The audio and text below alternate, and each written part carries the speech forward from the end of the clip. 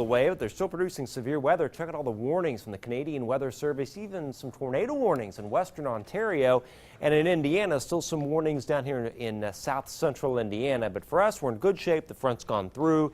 It's just spotty showers around the area at the present time, and these will be with us through the evening. Showers from Ladoga all the way up to Colfax, Lafayette, Dayton, Delphi, and Monticello, as well as Attica. They're all lifting north and northeastward with time. These will be around tonight and also once we get into the day tomorrow. So the cooler pattern with the spotty showers mid-late week will continue. Greatest concentration of showers would tend to be tomorrow evening and tomorrow night, followed by a nice weekend and warm and dry next week. After 51 tonight, will be in the upper 50s to low 60s tomorrow. 64 Kokomo, 62 Lafayette, 58 Remington.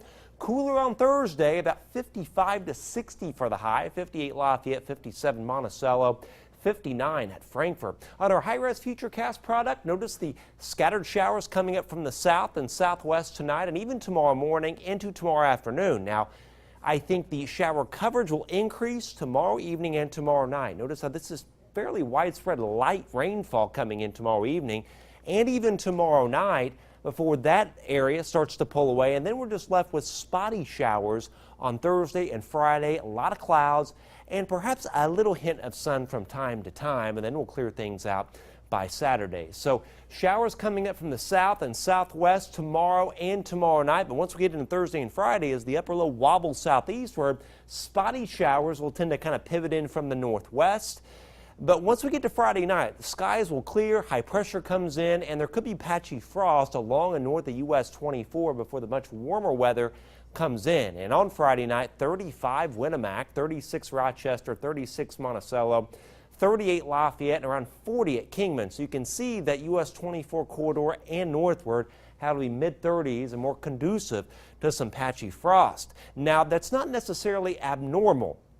Normally, the last 36-degree reading in the far north is May 10th through the 18th. Now, Monticello area, it's closer to about May 7th, so it's a little later than normal, but in the far north, that's pretty much right on target. Warmer weather comes in for the upcoming weekend and next week, but you will notice it's going to get pretty stormy in the plains once we head towards late next week, and some of that storminess will start to move eastward. It looks like dry this Saturday through the next Friday, but the storms come in that next Friday night, and late month, generally about May 24th through about May 27th, it's a pretty favorable setup for multiple rounds of storms here and severe weather as a deep trough kind of moves into the desert southwest and little impulses will eject from that.